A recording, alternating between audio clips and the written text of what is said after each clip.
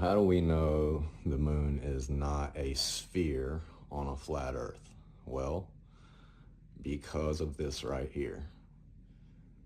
I've got a sphere hanging from the ceiling, obviously. I'm on flat ground. And let's say right now I am at the Tropic of Cancer and the moon is directly over the the equator. So I'm on the Tropic of Cancer in the northern hemisphere, or the northern part of our plane, and I'm looking at the moon. So I'm seeing kind of a waning gibbous, I guess you would say. Tropic of Cancer, looking at the moon. It's above the equator. Now I'm going to move around the plane. I'm obviously on a flat level surface. I'm at the Tropic of Cancer. I'm going to move to the equator.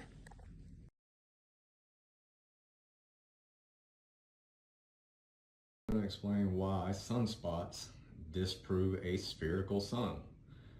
Let's say I am looking at the sun, even from way down here. If you want to say, well, you're looking at it from the side, you're not looking at it from below.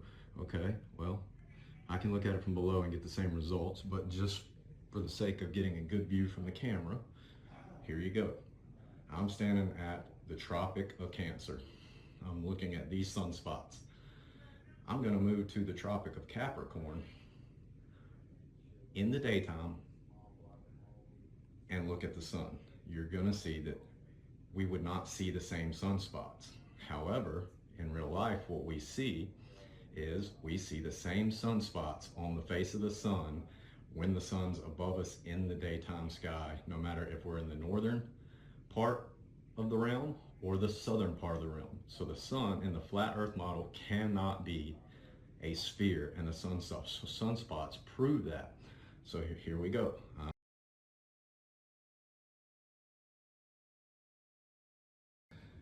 This is as simple as I can make it.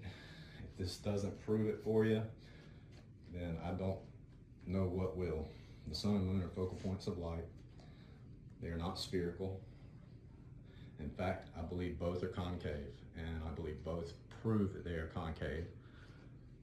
The focal point itself is concave. Again, they have anatomy, so just the focal point is concave. They have a toroidal anatomy, but what we see from below would be a concave projected focal point of light.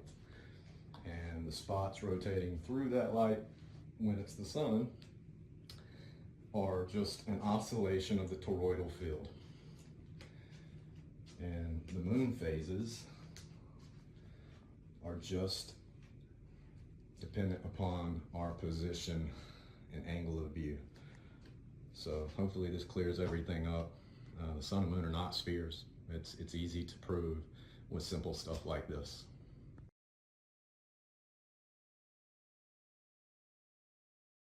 Sunspots themselves change their latitude as they form and go through a cycle. So over time, when the sun is most active, there will be a number of sunspots at relatively mid-latitudes called solar maximum. But as they make their way toward the equator, they taper off, bringing us to a solar minimum once again. And then the cycle repeats itself. So the sunspots are changing not just in terms of their number and how large they are, but also in terms of where they are mostly found on the sun. Now, why is this? Well, this is because the sun is a rotating sphere.